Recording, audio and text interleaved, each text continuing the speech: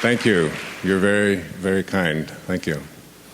Welcome to a wonderful day. It may be the first time that Katie and I have been together on stage, working together as a team, looking at some of the things that I think are going to be very, very powerful in a life-changing day. I have always been a huge, huge fan of hers. Have done the work myself, and you're all in for a great treat this afternoon. I have undertaken a project. I started on January the 1st of this year, and I'll be finishing it on December the 31st. It's a new book that I'm living. For the first time, I think, in my life, I've begun to do something that is having more of an impact on me than I think it'll have on anyone who reads it. It has changed my life in a very profound and dramatic way every day. I was listening to the whole controversy around James Fry and A Million Little Pieces. Most of you know what I'm speaking about, I think, don't you? Well, there was a huge bestseller last year. It's called A Million Little Pieces, and it was about a young man who had been a drug addict and an alcoholic, had tried every kind of drug that there was, and ended up at the beginning of the book being dropped off up in Minnesota at a rehab center. And the story is a story of his experience going through 6 weeks of intense rehab, trying to get himself clean from this life of drugs that he had been participating in since he was about 15 or 16 years old, and he was in his late 20s at this time. Well, it became a very hugely popular bestseller because it was beautifully written, and he went on Oprah, and then they discovered that it was just an amazing insight. They found out that someone who does drugs doesn't always tell the truth. As my daughter said, duh. It was published as a memoir. And there's sort of a loose interpretation of what it means to write a memoir, and whether this comes under the category of fiction or nonfiction, or whether you're allowed to play with facts and so on. And all of this controversy could have been resolved with a brief little paragraph at the beginning of the book that said some of the facts in the book have been altered to make the story better, or to protect the people who were a part of the experience that he went through, or whatever. But that wasn't in there, and so he went on Oprah, and then she found out that he had fabricated some of the details. But in the whole process of all of that, Oprah being concerned about what had it done for her reputation and whether or not these facts were true or not, was the much larger picture of how many people who were really profoundly impacted as drug addicts and alcoholics, and were able to come out of that world, that imprisoned world. And it's very close to me in my life, because in my own family I have one of my children who right now, today, is profoundly struggling with that very same thing, and has been for the past 10 years or so. So I'm sensitive to it as well. Anyway, A Million Little Pieces was deeply impactful to many, many people.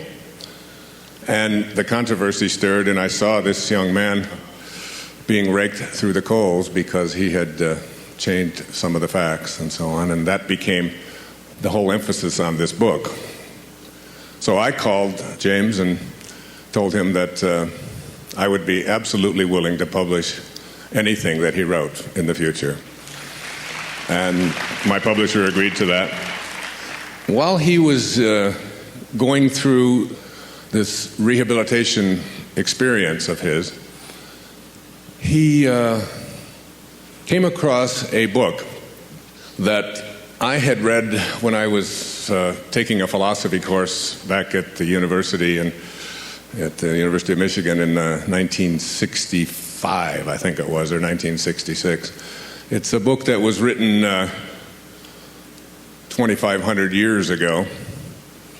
I remember when I was reading it, I was touched by it, and I remember saying, it's about time they wrote something like this. And then I found out that that old line that when the student is ready, the teachers will appear, became very, very clear, because it had been out there for thousands of years, 500 years before the Bible for the New Testament was even thought of. And the book is called the Daodejing, or the Book of the Way. And it's the foundation for the practice. It's not a religion, as I've been researching Taoism, which is spelled Taoism, T-A-O, the Tao. The word Tao is just a word that means the way. And the opening line of the Tao says, the Tao that can be named is not the Tao. So the minute that you put a label on it, you've lost it. It is something that transcends dualities, beginnings and ends. It's the word for the source, the word for all that is. And one of the most profound teachings of the Tao is that the Tao does nothing, but it leaves nothing undone. And it's a really profound teaching. I remember when I sat down to write the book Inspiration, Your Ultimate Calling. And I called it Your Ultimate Calling because I really believed that it is our calling to live an inspired life. And an inspired life is a life in which we return ourselves back to spirit. One of the verses in the Tao speaks about the return trip, that those who understand the way understand that we show up here from an invisible source, and our whole objective in being here is to return to it. It's a return trip. And constantly I call this the state of God realization. That it's within each and every one of us, if we decide that we're going to make this return trip and live a God-realized life, which has absolutely nothing to do with religion. It's funny, I was reading Matthew Fox last night, Original Blessing, his answer to original sin. And I came across a quote from Carl Jung. Now, I was a Jungian therapist. I studied Carl Jung a great deal when I was in a doctoral student.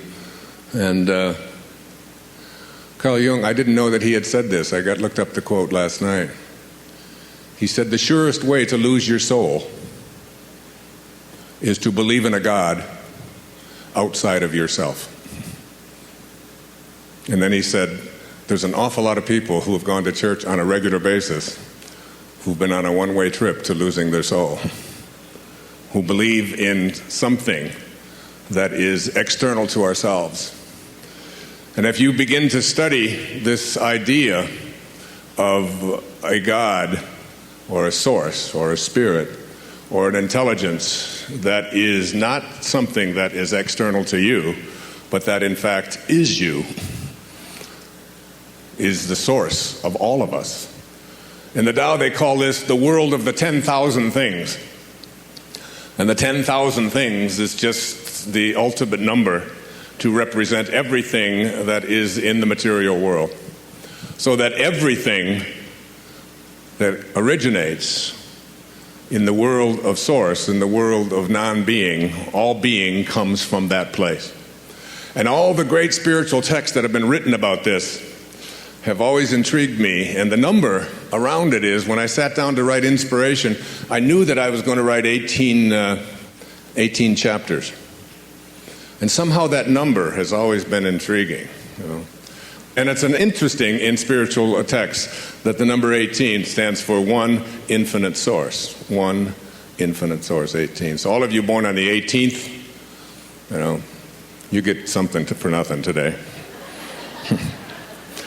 Some advice is what you get. So, but reading the Bhagavad-Gita, the Hindu Bible, the text that was written thousands of years ago, also contemporaneously with the Tao, had 18 verses in it, 18 chapters.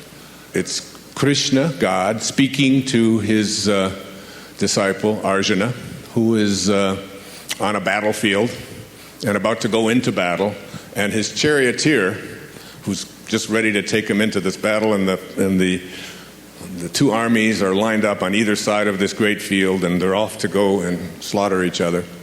And as they're getting ready to make this one more attempt at war and killing and battles and so on, Arjuna speaks to his charioteer, who is really God, speaking to him.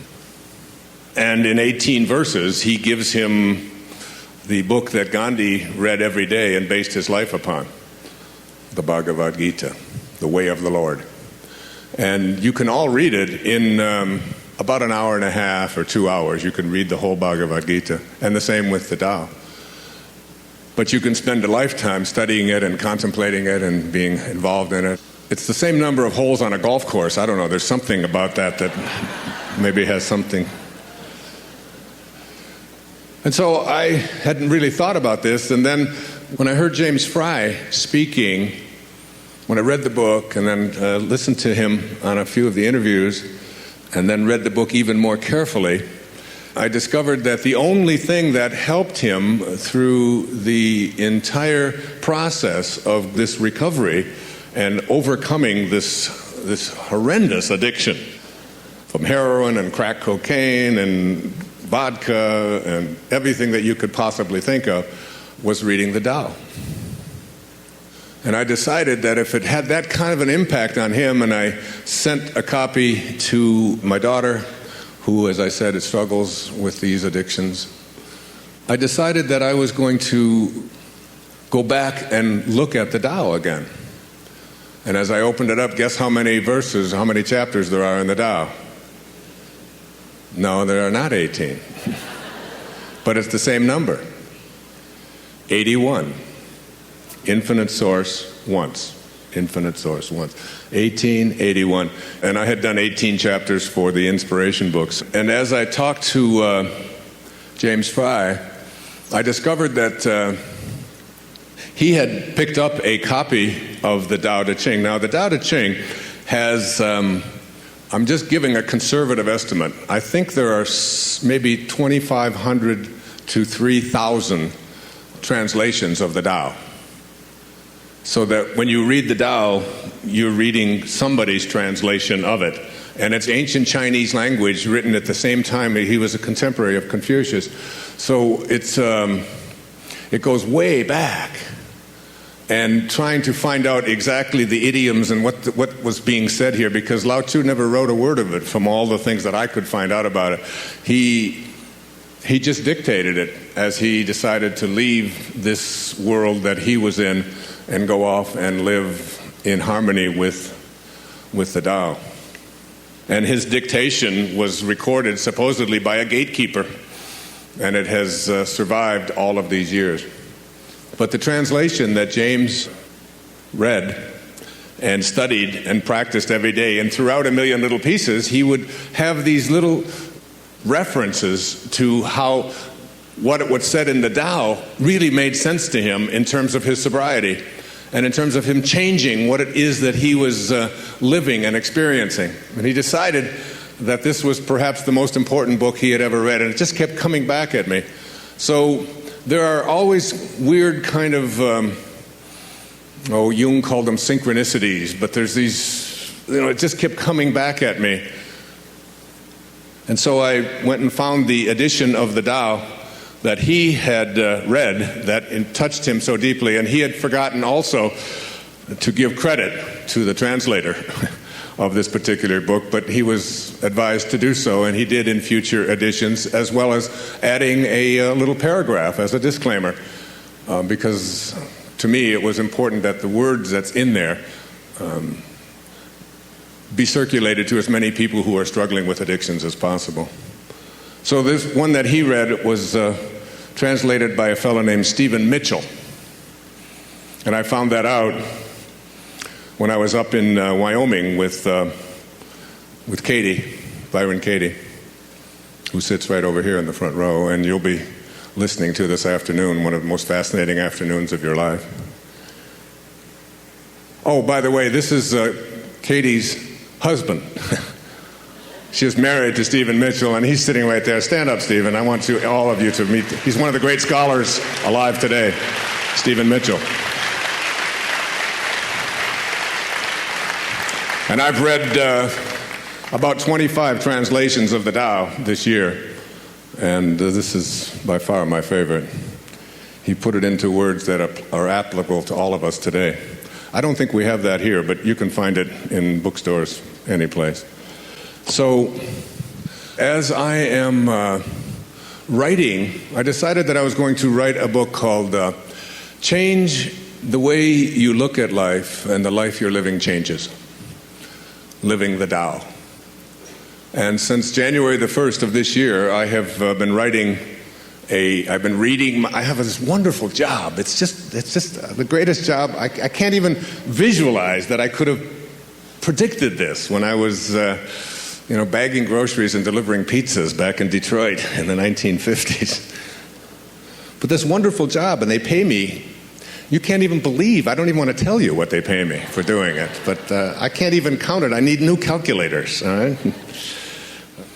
And my job is to read a verse of the Daodejing, the first verse, and to contemplate it. Some of this is going to be weird, but, when you get to be 66, it's... you just don't care anymore, And so if it sounds a little strange, it sounds a little strange. But I have created this space where I live over on Maui. And I have drawings of Lao Tzu. There was no cameras in those days. You may remember 2,500 years ago, people had just started crawling out of caves in some places. But there are renderings, there are drawings, there are people who have different visions and versions of what he looked like. He's often portrayed on an ox. And so my job is to take these 81 verses and to read one of them and then to contemplate it for 2 or 3 days. Just to walk and to swim, to do yoga, to do all of the things that are just a part of my life every day, and then to sit down in this spectacular, beautiful space that I have created, a place where there are statues and there are crystals and there are photos of my children and there are just wonderful mementos, and it's like it's an energy place. I encourage you to do this sort of thing in your own home, to find a place, someplace, a corner of a room someplace, and make it your sacred spot. This is a place where I always have a candle burning, as long as I'm awake. Actually, I have 3 candles burning. And when I'm in that space, when I walk by it, it's like a dining room in my place on Maui. And as I walk by it, the energy shifts in the room, in the house. And I feel myself being drawn into it. And sometimes it feels like it's beckoning me. In fact, I feel it right now. So I got to leave. I'm sorry, I've got to, no. And as I walk by it and it entices me to go in there, I get up, if you saw the Inspiration PBS special, I get up 3:15 every morning or so, between 3 and 4 a.m. Because it's a very special time, and it's, again, something that I encourage you to think about. As Rumi said, the breeze at dawn has secrets to tell you. Do not go back to sleep. Do not go back to sleep. Do not go back to sleep. And there's very nurturing, significant message in that poem of Rumi. Do not go back to sleep. Because if you can fight the desire, almost everyone wakes up sometime between 3 and 4 o'clock in the morning. When you're my age, you usually think, well, it's prostate time, go pee and get back to bed. It's no big deal, all right? But there's a calling. These things that occur to us, that happen to us, that are sort of habitual with us. When we wake up, we look at the clock, and very often it'll be the same time. Oftentimes it'll be the exact same moment that we find ourselves awakening, being called to an awakening. And we just say, oh, that's great. Or we have all these great ideas, and we say, you know what, tomorrow I'm going to do this. Tomorrow I'm getting up. But right now, if I were to get up right now, let's see, if I got up right this moment, and it's 3:30, and I've got to go to work, and I'll be 2 hours deficient, so I'm going to be tired all day long. If I do that, I better get to sleep instead. And this is just conditioned thinking. It's thoughts. And a big part of today's presentation that Katie and I agreed on is that this is going to be about your thoughts, about what kind of thoughts that you have. How do you think? And the question that you're going to be asking yourself is very often is the thought that I'm thinking, is it a thought that is true, or is it a thought that is not true? Is there falsehood built into the thoughts? Because the estimate is that we have about 60,000 separate thoughts every day. The only problem is we have the same 60,000 today that we had yesterday. And then we're going to have the same 60,000 again tomorrow. And then you begin to ask yourself the question of these separate 60,000 thoughts that are just constantly whipping through my consciousness all the time, just seem to be coming out of nowhere. How many of them are true? I mean, how many of them can bear up to the test of truth, that these things are true? Because when you have a thought in your head that isn't true, it changes your whole physiology. What you'll be able to see, particularly this afternoon, as Katie does her work up here with you, is that thoughts that are not true are not just thoughts that keep you from being happy. They're not just thoughts that keep you from having a divine relationship. They're not just thoughts that keep you from attracting abundance into your life. They are thoughts that weaken you physically. These are muscle tests, kinesiology. The heart is a muscle. Every organ of your body is supported by and surrounded by muscles. So that when you're having thoughts, any kind of a thought that is not true, that thought is shortening your life. Literally shortening your life. I have now finished 67 verses of the Tao. And I've written 67 essays on when you change the way you look at things, the things you look at change. And this isn't just a clever play on words here. This is a quantum truth. As my friend Deepak Chopra has often said to me, quantum physics is not only stranger than you think it is, it's stranger than you can think. So that if you look at your origination, the place that you came from, this thing that Lao Tzu called the Tao, this great source that is everywhere, there is no place that it is not. And yet it is doing nothing. And yet it leaves nothing undone. If you go out and just go for a walk this afternoon when you get home, just look at the perfection of all that is. Just look at the clouds and look at the sky and look at the ocean and look at the trees and look at the leaves, and even more important, look at the space between the leaves. And look at the invisibleness and the perfection of how everything is. There's a constancy, if you will. And this constancy is always there. And your goal, my goal, in the time that I have with you here today, is to convince you to go to a place within yourself where you can emulate that divine perfection which requires you to do nothing, which never uses force, which never pushes itself, which recognizes something. I'm going to read to you just one of the verses of the Tao and a little bit of what I wrote about it. And I seldom read to an audience because I don't like being read to myself. But I'm just going to share a little bit of this. Here's what Lao Tzu said in verse 29.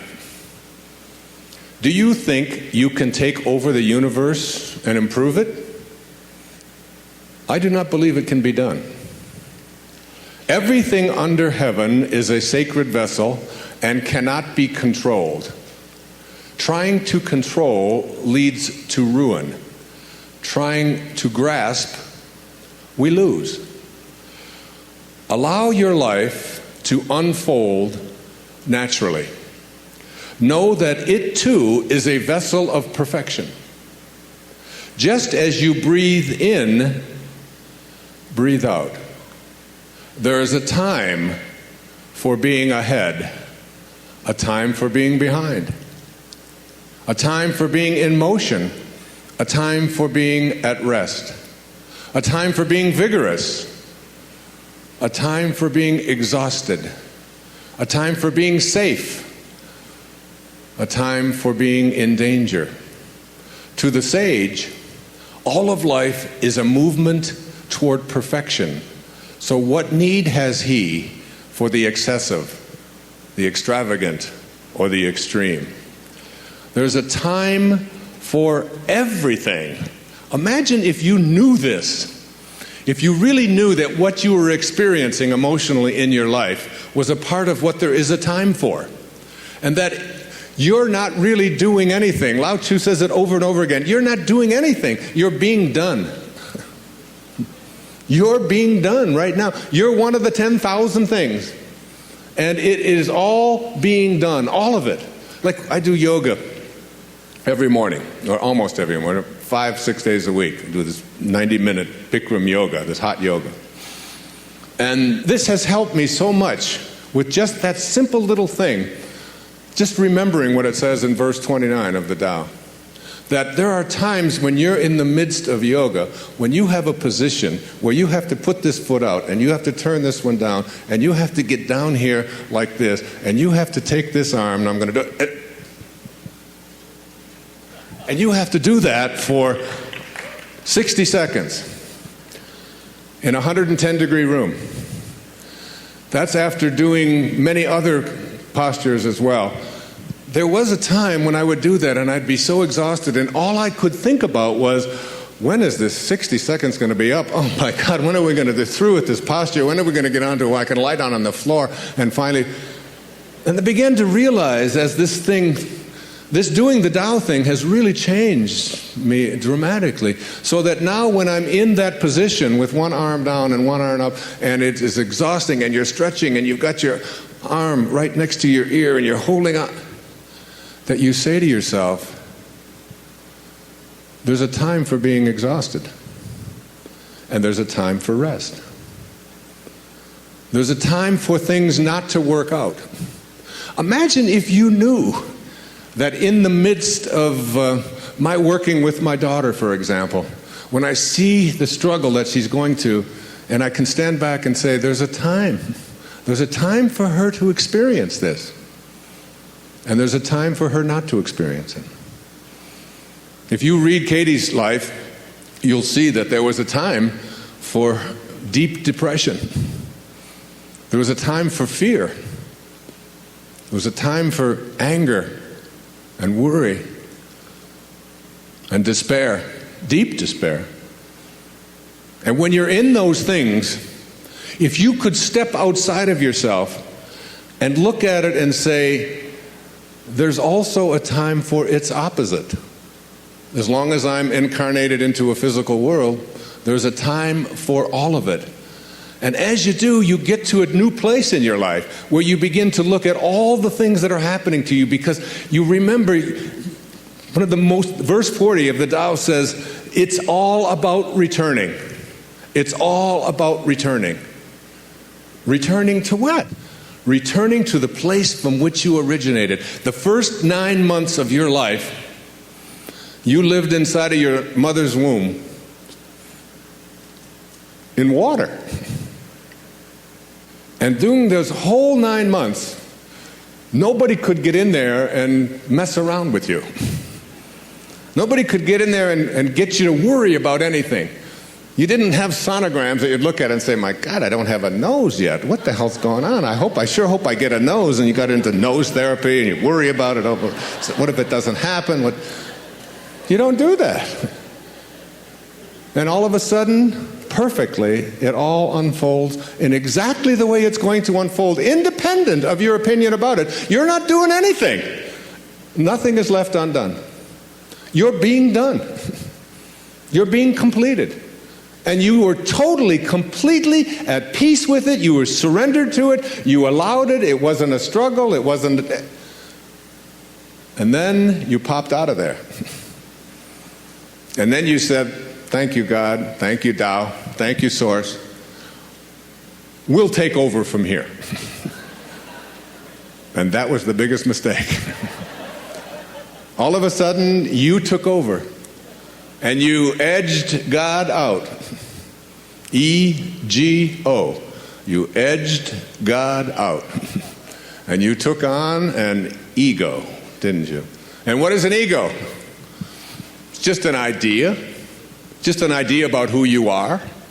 Instead of being a piece of God, a piece of the Source, you decided, and those around you decided, that you were something different. And if you studied quantum physics, and you took the tiny little particle that began you, and you tried to find out where it came from, and reduced it down to its tiniest subatomic properties, ultimately you would discover what Lao Tzu knew. That it's the spirit that gives life. That you didn't come from a particle. That particles do not create particles. Particles do not come from particles. Originally, all particles come from an energy. A field of energy that has no beginnings and no ends and no boundaries. And that's who you are. And returning back to that, and letting go of the idea that who you are is what you have, and who you are is who you control. I don't think there's any more all-pervasive theme in the Daodejing than the idea of being a non-interferer. Do you, Stephen? I mean, isn't it? It's about not interfering, isn't it? It's about letting go. It's about allowing. It's about detaching. It's about disconnecting yourself from this belief that you are in charge of other people. I'm the father of 8 children and the father of motivation. That's what they tell me, so I've got... And as this father of 8 children, one of the things that I've recognized and what has made me, I think, a better parent, particularly even since I've been doing this, is my willingness to, I call it the bite your tongue verse of the Tao. Just hang back just for a second, just as you're about to interfere, just as you're about to lay it on and tell somebody else how they should be and what they should do and how they should do it, you step back and realize that what Khalil Gibran, the great Lebanese poet, in writing in The Prophet, said was just a basic truth. Your children are not your children. They are the products of life's longing for itself. They come through you, but not for you. And you step back, and I can't even begin to tell you how freeing it is to realize that you don't have anything to do. You don't have anyone to control.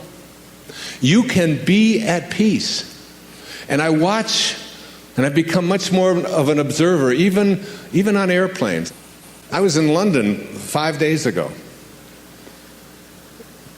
And I don't know if you've flown in and out of Heathrow lately, but things have really changed. You know, we couldn't take anything on the plane. The terrorists, whoever they are selling fear, and we respond with more fear. Every time you use force, you create a counterforce, and then another counterforce, and before you know, and the Tao teaches us all. I mean, one of the great lessons in the Tao is that any country that has its primary resources and its energy placed on building weapons is not of the Tao. And those countries that have their consciousness located in the Tao put their energy into tractors and building homes and growing food, not building weapons. I saw a movie not too long ago with Nicolas Cage about warlords or something, the Lords of War, I think it was something like that.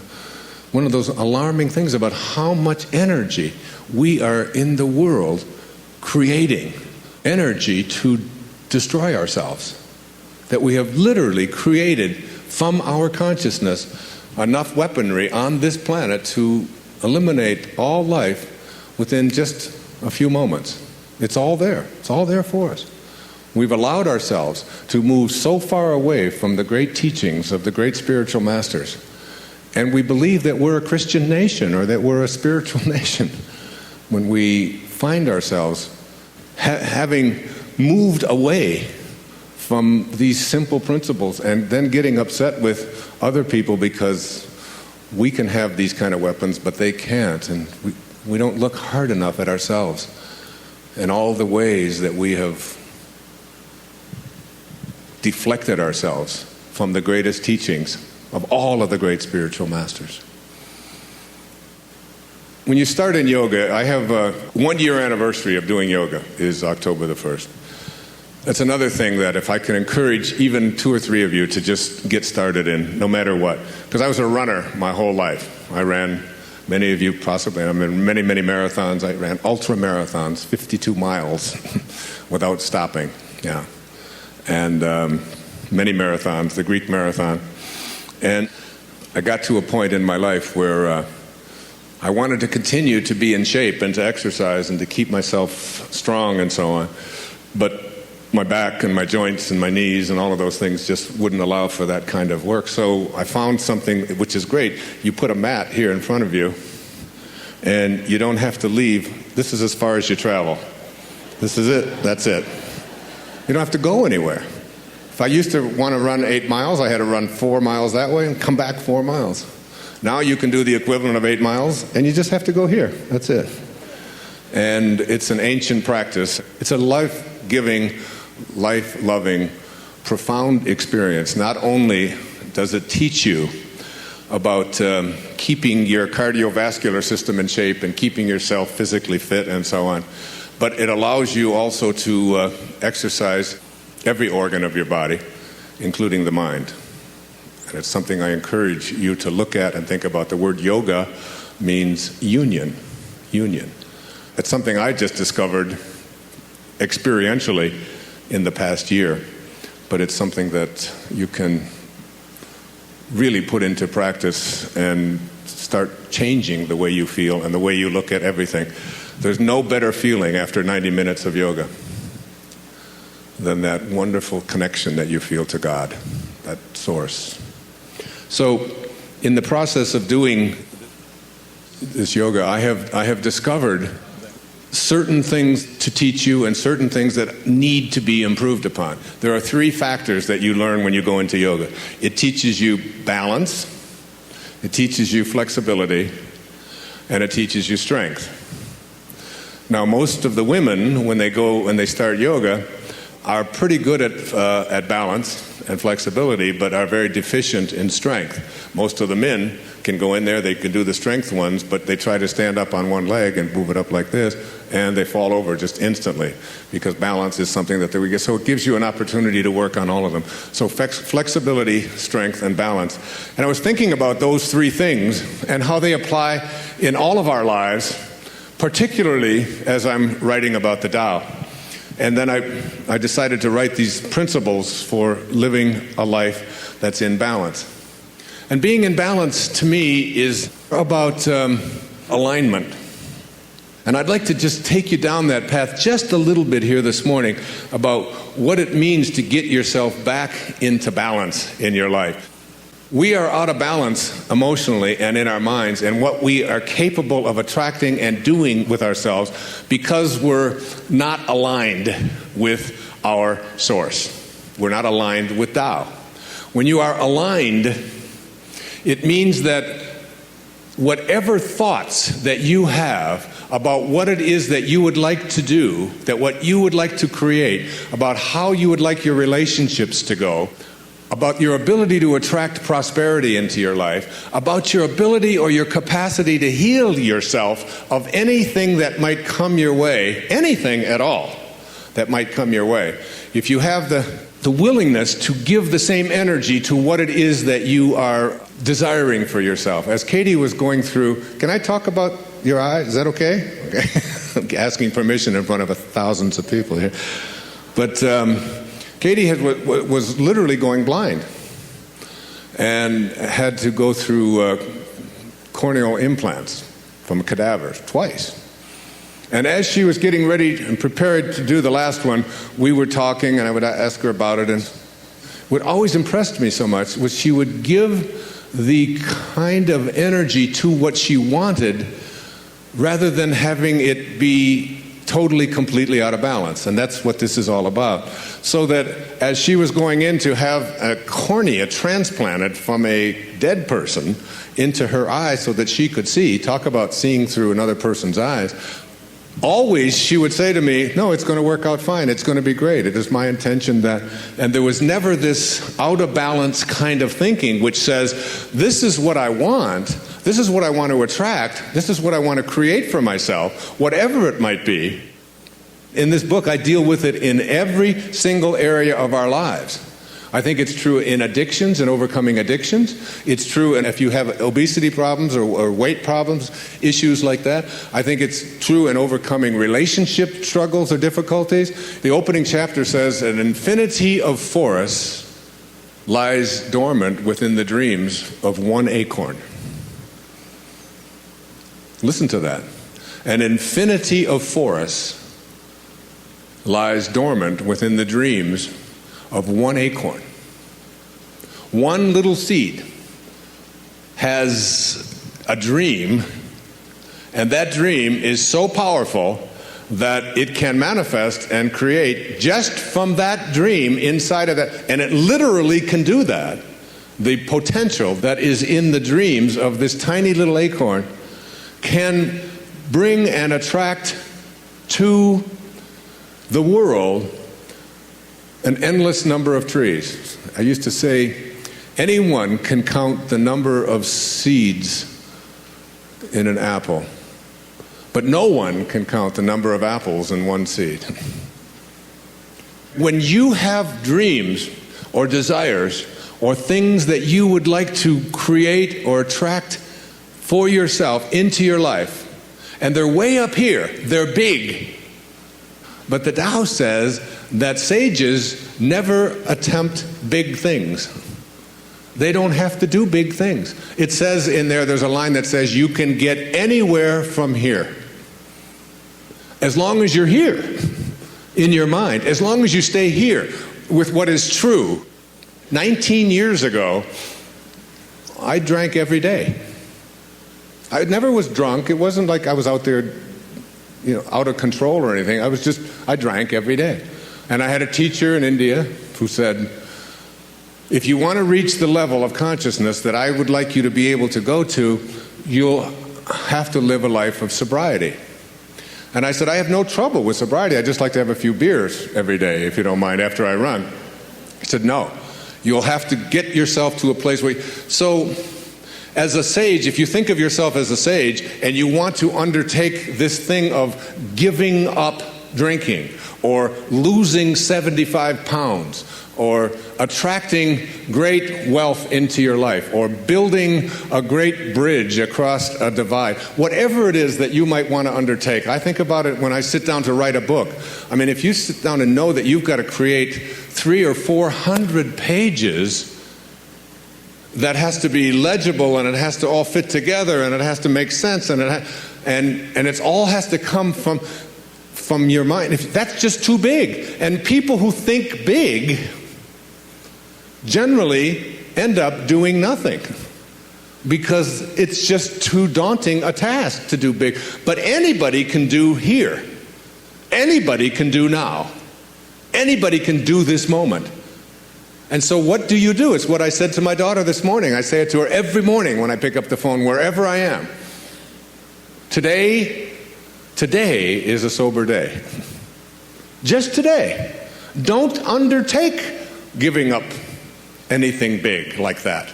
Don't undertake the idea of I've been overweight my whole life, or I've been addicted to something my whole life, and I just want to change that. Let go of that. The great sages don't do difficult things because they never see difficult things. There's nothing difficult out there when all you have to do today is stop smoking. Today. And people say, but it's really difficult. It's really difficult to quit smoking. I said, where do you come up with that? Where do you come up? Is that true? You'll hear Katie this afternoon ask you that question, is this true? Can you prove that it's truth? You'll see. I just want you to, if you haven't seen her do it. She's the master. She's the best in the world at it. Is it true that it's difficult to quit smoking? Hell no, it's not true. What's difficult is smoking. That's what's difficult. That's true. If you smoke, you got to take your money and you got to go out and you got to buy tobacco. And then you've got to carry cigarettes with you wherever you go. And you have to carry fire with you all the time. So now you got to carry tobacco, fire, and you got to give up your money. And we've hardly even gotten started. Now you got to dispose of ashes wherever you go. So you need a disposal place to dispose of now you got to get rid of cigarette butts, and you have to keep your hands, because your hands start to smell after a while when you light up cigarettes, and so do your teeth. And so does your breath. And then when you're driving along and you drop some hot little ash onto your clothes, then you got to reach around like this, and you're on people looking next to you. What is this guy doing? I mean, it's very difficult to smoke. To not smoke, all you have to do is not put a cigarette in your mouth. That's all you have to do. Now, which is difficult and which is easy? What is true and what isn't true? The fact is that almost all of the things that you think of as difficult are only difficult because you've learned to think in difficult terms. And when you make something difficult, you make a decision then not to do it. Why should you do difficult things when you can do easy things? Like give in to an addiction. And so, as you get yourself to this place where you begin to see that difficulty and struggle are all just lies that you've been saying to yourself. And that if I had to give up drinking 19 years ago, when I hadn't gone 10 years, I had gone at least 10 years and had a few beers every single day. I couldn't think of a day in the previous 10 years that I hadn't had a few beers at night. Not one day could I think of. The idea of just saying to myself, okay, I'm going to go 19 years and never have a drink again. That's just enough to send you off on a binge, isn't it? But you can do easy things, and you can get anywhere from here. You ever hear the line, a journey of 1,000 miles, what, begins with one step? That's right out of the Daodejing. That was Lao Tzu. It's so simple. So when you think about balance in your life, think like this about being in balance. You have a dream. And your dream is to live a life that goes a certain way, that looks a certain way, that feels a certain way. You have a dream that you would like to be able to attract prosperity into your life, that you would like to live a prosperous life. My favorite example, I did it on the PBS show, of the lady sitting next to me from San Francisco who was flying back from Maui after having just done a wedding. And I said to her, what do you do? And she said, I'm a photographer. And I said, oh, how's it going? And she said, I'm never going to get rich at it. Now, this is just a thought. Is it true? I don't know if it's true. How can that be? How can you know if that's true, that you're never going to get rich? You don't know. So I said to her, well, would you like to get rich? That's just what I always ask when people ask me. Well, she said, well, of course. She said, who wouldn't want to be rich? Everybody wants to be able to buy the things they want. We all want that. I said, so let me see if I understand. You would like to get rich. That's your dream. But what you offer up to that dream is that it'll never happen. That's out of balance. That's the kind of balance I'm speaking about. Not the kind of balance that allows you to do these kinds of things. The kind of balance that you begin to realize that there's a misalignment, if you will, between what it is that you are thinking and what it is that you offer up in the way of habits to make those dreams a reality. I call it principles for creating habits to match your desire. Listen to this quote. It's from Ralph Waldo Emerson. He said, want, like what you want, is a growing giant whom the coat of have was never large enough to cover. Want is a growing giant whom the coat of have was never large enough to cover. That is, what you want and what you have are completely and totally out of balance. And Lao Tzu says this to you through me. When you put your attention on what you intend to create and you stay aligned with the way, with the source from which you came, it will show up. It has to. It has to. So that all of the deficiencies, all of the things that you want but are not able to manifest, have not manifested yet into your life, all of it is not because the universe isn't working with you. It will. It's because you are not a vibrational match, an energetic match to what it is that you would like to create. And all today is about is learning to change the way you look at your life and understanding that the life that you're living will change just by your changing your opinion about it. It's so beautifully freeing to not be concerned any longer with whether or not what you would like to have is going to show up. One of the favorite lines that Katie has said to me on many occasions is, to believe that you need what you don't have is a definition of insanity. Because it's just not true. And if the thought is not true, what is it going to do to you? It's going to weaken you. It's that you say anything to yourself that is not true. Anything at all. So it's just this really powerful, wonderful knowing. And I think about this when I write in the mornings. And these words just show up. They just come onto the page. And I say, where do they come from? Who owns this stuff? How does it get here? How can any of this be happening right now? There are some times when I am so connected, and that's why I say 3, 4 o'clock in the morning is your best time. It's your calling. It's your wake-up call from God. Because it's the time when there's so few distractions.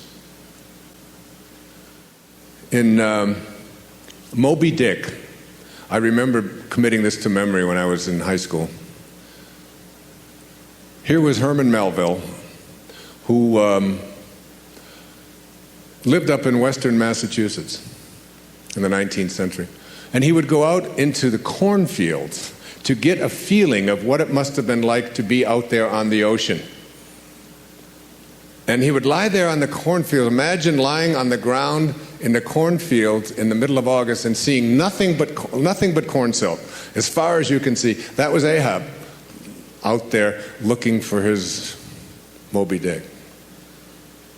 And he wrote these words, "For as this appalling ocean surrounds the verdant land, so in the soul of man lies one insular Tahiti, full of peace and joy, but encompassed by all of the horrors of the half-lived life." Now, if that doesn't give you goosebumps, I mean, that's like writing doesn't get any better than that. That there is within every single one of you, there is an insular Tahiti, surrounded by all of the fears of living the half-lived life. And all of those fears and all of those worries and all of those anxieties keep you from going to that inner Tahiti, that place. And I want to give you something specific that you can do with this. Because when you're lying there in your bed debating whether to get up, or when you're going through all of the troubles and all of the difficulties and all of the things that aren't working, when you're putting your attention on what you don't want, and you can't stop it, and your mind is just this jumble of constant thoughts coming in and coming out. Can you identify with that? It goes on. Almost everybody, every patient I've ever worked with has this kind of thing. There is a way. There is a way. Close your eyes, and just right across the screen, write the word God. G-O-D. God. The instant that you find yourself putting your attention on what you don't want or what doesn't work or what you don't like, the moment that you do that, God. And then take the G out, move it over to the left. And then take the D out and move it over to the right. And now what you have left is 0. The only number that can't be divided. The only representation of what your return trip is about. You're going back to 0. You're going back to a place of oneness that is indivisible. And then just hone in, just go right into the center of that 0. And then put your thoughts on what it is that you intend to manifest. Just like that. Just like that. In that simple little drill or practical thing that I'm offering you right there, it's what I do. It's how I handle it. I go in there and it's like I'll be thinking of, oh my God, I got to fly over here and I got to get over there and then I've got to give a talk and then I've got to get to this plane and my daughter over here and then my son is up in school and I don't know what the hell's going on over here. And it's like this jumble and I just go, God. No G, no D, 0. Move into the 0. Go into the place that's indivisible. That's your source. That's your return trip.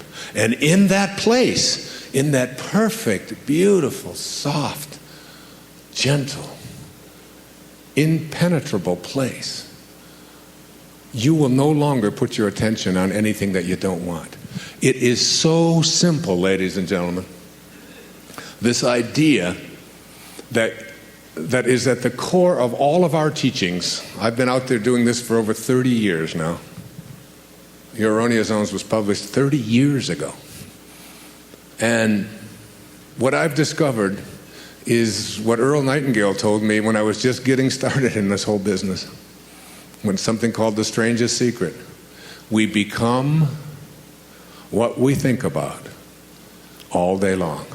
We become what we think about all day long. But more than that, understanding that your thoughts are real, that they have an impact. Isn't it conceivable that your thought can have an impact on whether or not you can attract what you want into your life? That you can extend it out into a universe which is perfect, which has no need for you to interfere with it, which is always doing exactly what it is supposed to do. No restrictions on it. And it always has been doing it, and it always will be doing it. And everything that you're going through, it's all part of the perfection of all of this. That you are not any of the things that you've come to believe that you are. You're not what you have, you're not what you do, you're not your reputation. You spent a whole lifetime working on understanding that. I'm looking at the things that we believed in the morning of our life. What we were taught, what we were told when we came into this world. What you were told was important for you to do. It's important for you to go to school. It's important for you to get good grades. We throw this stuff at our children. We throw it at ourselves. It's important for you to look a certain way. It's important for you to make the team. It's important for you to defeat somebody else. It's important for you to make a lot of money, to advance in your profession. It's important for you to be a good daughter, to be a good mother, to take care of your family. It's important for you to have goals. It's important for you to figure out what other people are doing and get there ahead of them so that they don't get ahead of you. It's important for you to win. I'm just scratching at the surface here of all of these things that we've been conditioned and told, this is what you're here for, this is what it's about. And you bought into it. You just hook, line, and sinker. We took it. We all did. I did too. We all did. And then you get to a point, and I just share with you this one observation from Jung called the stages of life. He says, thoroughly unprepared, we take the step into the afternoon of life. Worse still, we take this step with the false presupposition that our truths and ideas will serve as hitherto. But we cannot live the afternoon of life according to the program of life's morning. Hear that. Really hear that, because most of you here are in the afternoon of your life, and it has nothing to do with how old you are, by the way. This can happen at 14, or some of you stay in the morning of your life for 16 lifetimes. We cannot live the afternoon of life according to the program of life's morning. For what was great in the morning of your life, getting the grades, making the cheerleading team, being a good daughter, getting the gold star, saving your money, getting the job, whatever it is, what was great in the morning will be little at evening. And what in the morning was true, which is a big word here today, what in the morning was true will at evening have become a lie. Now imagine how many of us are attempting to live the afternoon of our life by lies. They just don't work anymore. I mean, is the most important thing for you to get ahead of somebody else? To look a certain way? To have the right jewelry on? To get the job? Or is it to be on purpose? Is it to be making a difference? Is it to understand what I wrote about in 10 Secrets for Success, the second secret? That you're not going to die with your music still in you. Is it to know God? Is it to feel close to something so profoundly important that in here there's a knowing that I haven't been actualizing it, I haven't been fulfilling it? What am I here for? What am I here for? It's a question that you begin to ask yourself when I speak about purpose. And then you say, well, it's to be like God. That's what God realization is, to return to that from which you originated, the place of your source, the Tao. To be the Tao, to be it, to be the great way. And what is the Tao like? What does it look like? What is it doing? It's not doing anything. It's just constantly giving. It's just constantly offering. It's just constantly providing life. Billions and billions of life forms emanating from this invisible source that has always been, just continuously doing it. Why aren't you doing that? Why aren't you being like God? God is love, it says in the book of John. And he that dwelleth in love dwelleth in me. Your objective is to be like God. To return to your source, to your Father, whatever you want to call it. And then we take things like organized religion and we think, well, because I'm going to church and I'm doing the right thing. But you have to remember that the source, that the Tao, excludes no one. It excludes no one. It doesn't say you get to breathe and you don't. It does say you get to have hair and you don't. It does those things, right? But it doesn't say you get life and you don't. It says it's for all of you, you're all one. And then we take organizations that say only you get to get in. Only if you believe this way do you get to be part of God. But that's not of God. So any thought that you have that excludes anyone is not a thought of God. It's not a thought of Tao. And that's why the number one source of conflicts on our planet today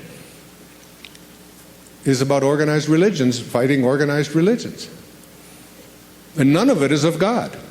Anything that divides us weakens us. Anything. Any thought that you have that divides you from somebody else, that makes you better than somebody else, that says this, any judgmental thought at all like that is not a thought of source. And the minute that you leave source, you lose the power to manifest. You lose the power to attract into your life what you want. You have moved away from source.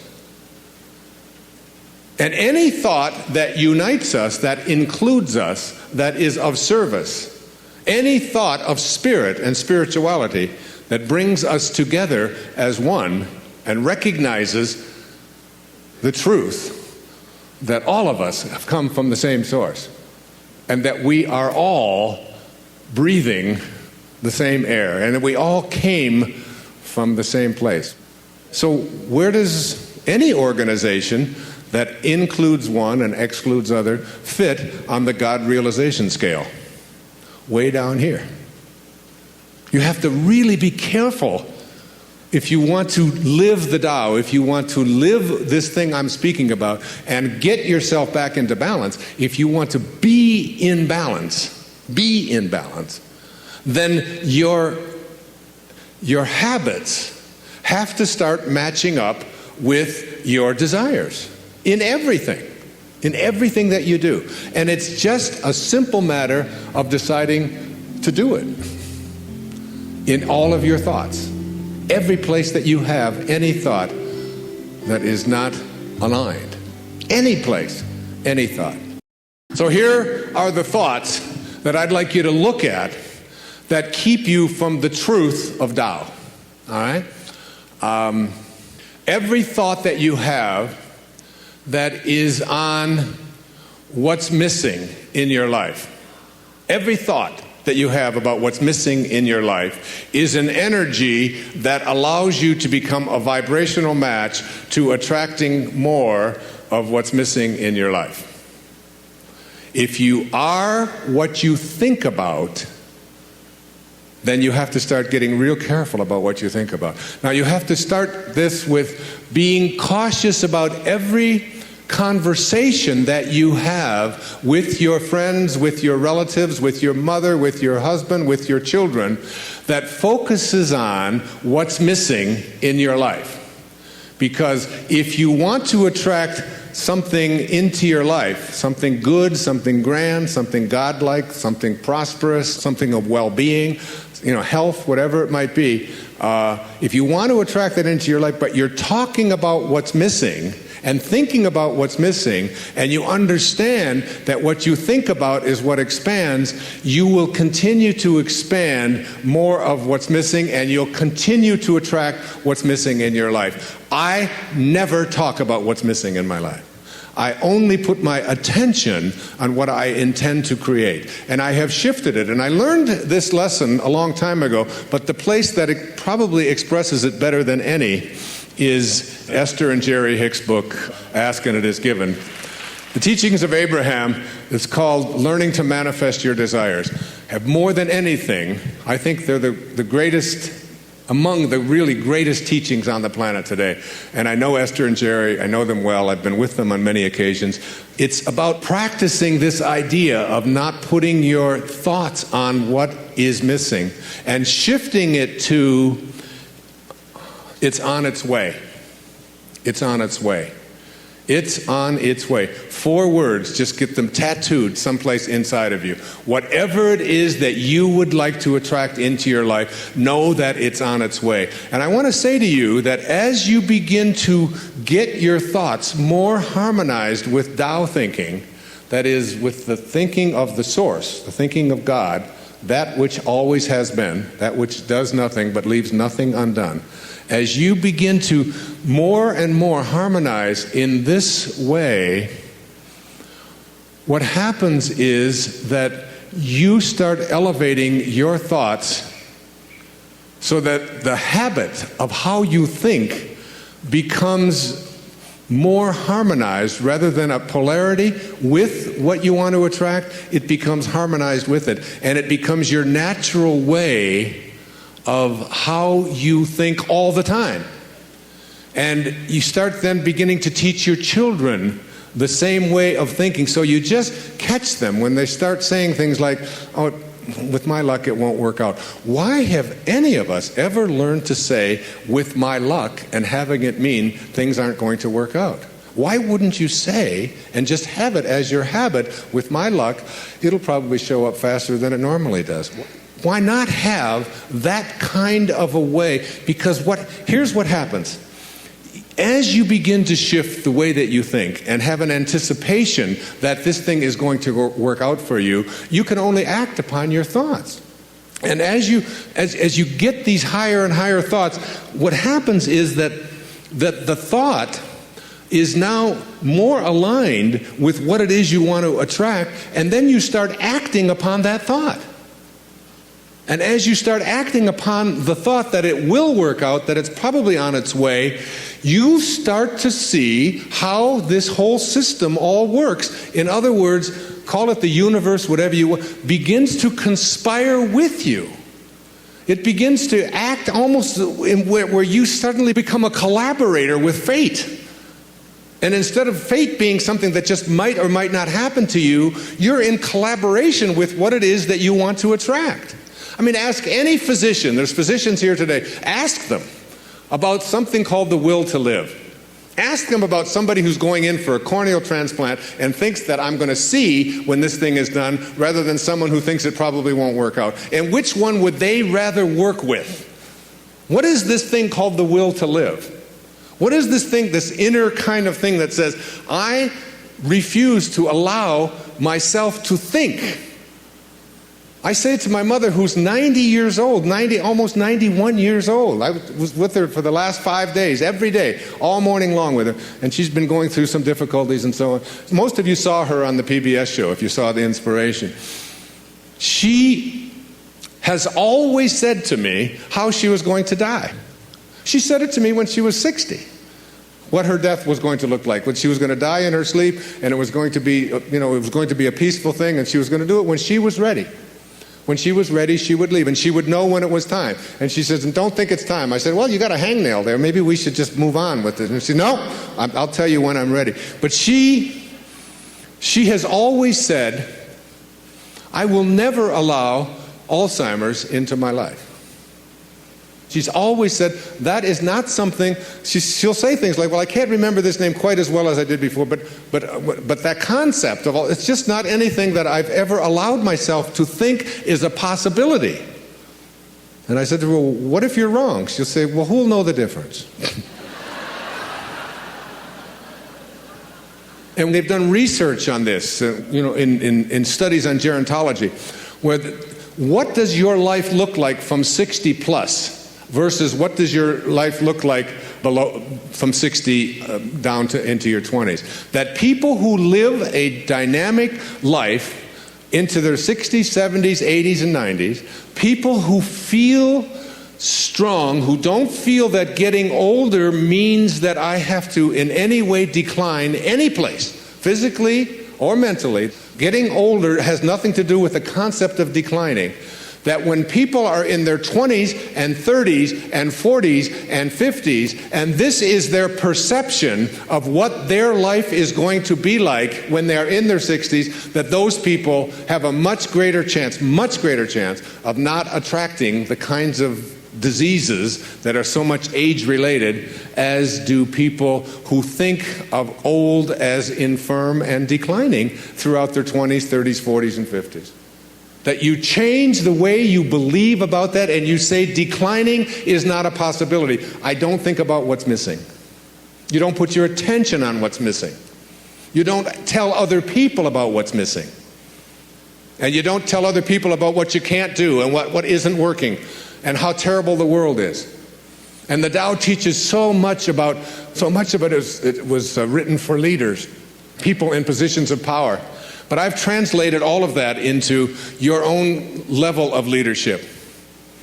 And the great leaders are the ones who eschew violence. You have got to get yourself to a place where you don't allow yourself to have violent thoughts come into your consciousness. That means you got to watch the movies you're watching. That means the games that your children are playing, video games, have got to be monitored and removed when they have violence built into them. It means that you don't watch the news and you don't read the stories, endlessly reaffirming what a terrible place this world is. It is not a terrible place. It's a perfect place. It's a beautiful place. There are just some leaders who are connected to Tao and others who are not. And we can create the kind of world that we want to create when enough of us begin to say, not part of my consciousness. Nope, I don't buy gossip. No, I don't buy violence. No, I don't have anything to do with that. And you just turn the channel, you turn it off. I pick up a Time magazine when I get on a flight, and I go through and I say, I won't read the stories that involve killing. I won't read this. I don't need to hear any more about any more people blowing themselves up. I don't need to continue to have that as a part of my consciousness because I want to be someone who radiates out God-realized thinking. That's what I want to do. And I can't do that if I'm constantly being imbued with that. So I just go through the pages, page. And usually I say, oh, just threw away another $4.95. There's nothing in it to read. Every once in a while, a good story about maybe Tiger Woods or something. But by and large, there's not much in there. And you don't have to fill yourself with that kind of energy. So you don't put your thoughts on what's missing. You don't put your thoughts on what always has been. You don't put your thoughts on what others want for you. Unless you want more of what others want for you to continue to show up into your life. So that if you're having conflicts with anybody that's out there, you don't have to put your attention on any thought that is out of harmony with the relationship that you would like to have. It doesn't have to be. You can have a love story replace a hate story by just changing your thoughts in any moment of your life. As you'll see, some of you will see it this afternoon. As Katie works with some of you and does the work and teaches you to ask yourself these questions about how can you be sure? How can you be sure that that thought is true? Why not have a love relationship with your ex-husband or your ex-wife? Why not have a love relationship with your in-laws? Why not? Why not have it with everyone on the planet? Why not? Indeed, why not? Every moment of your life, this choice is yours. You can either be a host to God or a hostage to your ego. It's your call. God bless you, and thank you for your attention. Namaste. Thank you. Thank you so much.